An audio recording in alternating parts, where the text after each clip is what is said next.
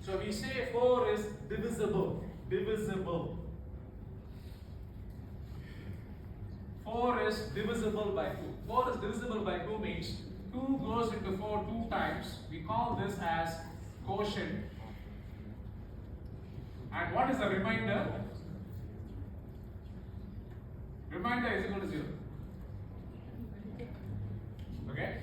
So 4 is divisible by 2 means 2 goes into 4 2 times. Remainder is 0.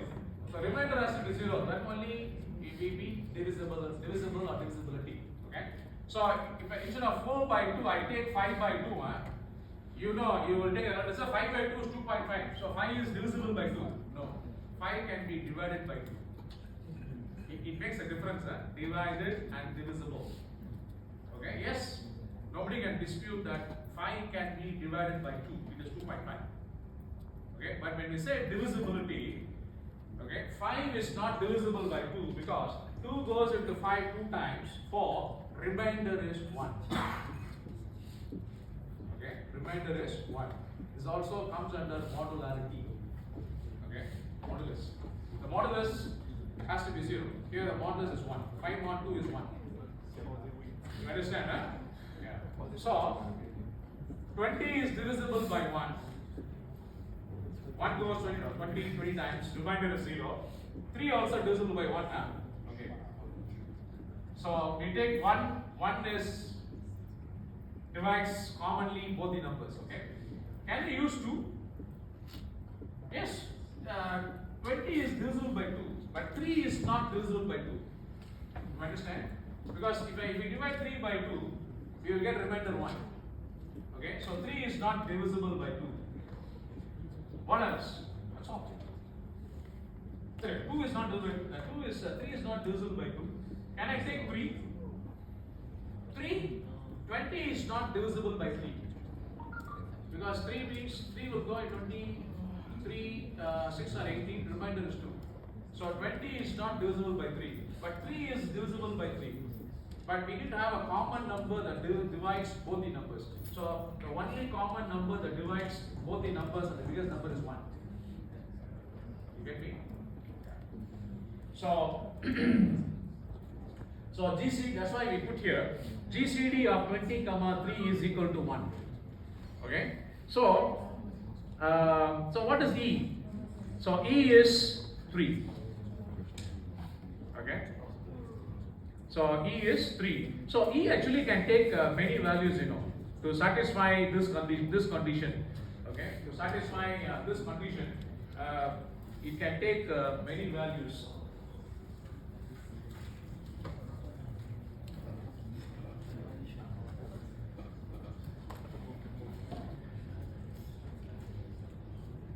So this is the condition. So GCD of 5 of n is 20. So E can take a value 3. It will still satisfy this condition. Okay. So if you take 3, can you take 5? Can you take 4? 4 cannot. Does everybody understand? 4 will not satisfy this condition. Does everybody understand or not? Yes. Everybody, yeah? Yes. Everybody. I'm hearing only few yes. I'm asking everybody in the class.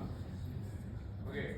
One more time I explain. I know if I pull you out, I know many of you won't know. Okay.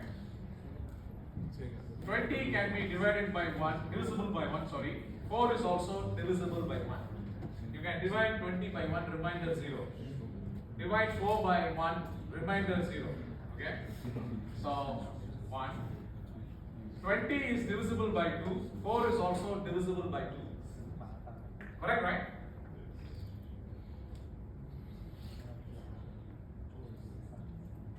Divisible by 3? No. 4 also is not divisible by 3. So 3 is ruled out. How about 4? Yes. So 20 is divisible by 4. 4 is also divisible by 4. So all these are the possibility. We cannot go more than 4 because this is 4 already. We cannot go more than 4. because common divisor. So the greatest common divisor of 20, 4 is equal to 4. The greatest common divisor of 20, 4 is equal to 4. But here we are not finding greatest common divisor. We are saying greatest common divisor of 20, e should be equal to 1. So 1 should be the greatest common divisor between these two numbers. So we have to find the number that satisfies this condition. So if you observe this e as 3 satisfies this condition, we have to see what other values will satisfy. 4 will not satisfy. 5 will not satisfy. Because just now I showed you GCD, 20, 4 is 4. GCD 20, 5 will be 5. GCD of 20, 6. What will be GCD of 20, 6? 2. Okay. 20, 7. 1. Correct, right? So E can take a value 7. Then 8 cannot. 9. 9 can, right? 9 can or not? Cannot. Can. Already given there. So you can see there, I want to save time. So you can see there, what I want to tell you is, not many materials will tell you. I'm not saying not all materials, not many materials will tell you because they think it is understood. Okay? So I'm explicitly telling you that's all. Okay? So E can take many values that will satisfy this condition. Okay? So what I do is, I take the smallest value that satisfies this condition. You may ask why you take the smallest value. Again, I'm using hand calculation, easy for me. Okay? So why it is easy for me, you'll come to understand shortly. Okay? So E can be 3, E can be 7, 9, 11, 13, 17, 19. Okay? So I'm taking E as 3 here. So E can take any of these values. Okay? So the maximum value of E will be less than 5 of n. Okay? It will always be less than 5 of n. Huh? Okay. Now once we have found E, what is next we have to find? We have to find D. So to find D, we already have a formula. I also did here. D into E mod 5 of n is equal to 1. Okay? So E is known, 5 of n is known. What is E? We just took E as 3. Okay? 5 of n is 20. So 3D mod 20 is equal to 1. So we have to find out the value of D such that it satisfies this condition. Okay? To me, this value should be multiples of 20 plus 1. Because 21 mod 20 is equal to 1. 21 mod 20 is equal to 1. 41 mod 20 is equal to 1. 61 mod 20 is equal to 1. 81 mod 20 is equal to 1. 101 mod 20 is equal to 1. Mod is same as division. Okay? Mod is same as division. For example, 5 divided by 2, 2 goes into, now division, not divisibility. Okay? 5 divided by 2, 2 goes into 5 2 times. We call this as quotient. And we have a remainder 1. Okay? So difference between division, not divisibility, difference between division and mod is, in division we give importance to quotient. Okay? In mod, quotient is ignored, only remainder is taken. So for example, I can rewrite this. 5 mod 2 is equal to 1. Because we basically divide 5 by 2 and we take the remainder. Okay? We basically divide 5 by 2, we take the remainder, that is mod. Okay?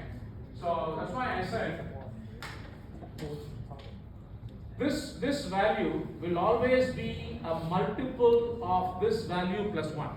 Because 21 mod 20 is equal to 1. 41 mod 20 is equal to 1. 61 mod 20 is equal to 1. 81 mod 20 is equal to 1. Okay? So when we say 21 mod 20 is equal to 1, what multiplied by 3 will give you 21?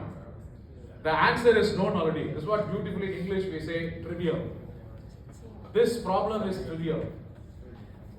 Okay? 3D mod 20 is equal to 1. This problem is trivial, meaning solution is visible already in Malaysian slang. Okay, solution is visible already because we know 21 mod 20 is equal to 1. So D should be 7 because E is known, 3 is known. 3 sounds are 21. So 21 mod 20 is equal to 1. So D should be 7. So once we know E and D, we just apply the formula here. We can do the encryption and decryption. So here the name Susanna is given, and these not ASCII values. Okay, this actually is taken from a textbook, Andrew Easton and Bob Computer Networks. So this is a sequence number. A is 1, B is 2, C is 3, D is 4. So you just take the sequence number. So in sequence, S is 19th alphabet. Okay. So U is 21st alphabet. You can see Z 26th last alphabet. So these are simply sequence numbers. Okay. Just to understand the concept. Your computer doesn't use sequence number. Computer uses ASCII values. Okay. That's why in assignment I would have given the ASCII table. So that for every text you have to take the ASCII value, convert it to binary. Because usually ASCII value will be in hexadecimal. You have to convert it into binary, and then you have to convert it into decimal like this, and then you have to do the calculation. Okay. So S is the numerical value is 19. So 19 is your plain text. Okay. The numerical value of the alphabet, yes. Okay. So 19 is the plain text. Power E mod n. What is E? E is 3. Okay. So 19 power 3 mod 19, the formula is given here. 19 power 3 mod n is 33. So 19 power 3 mod 33.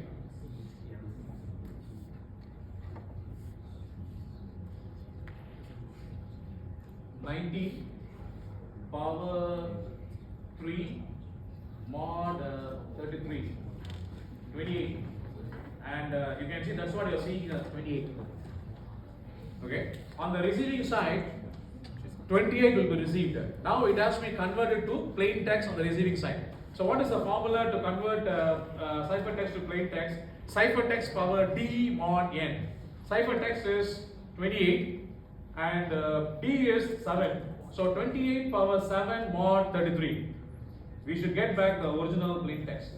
So 28 power 7 mod 33.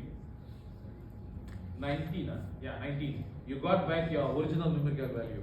So meaning you got back your original text S. So you do this for all the remaining alphabets. So I don't know whether it is question number, I think question number 3 or not, I am not very sure.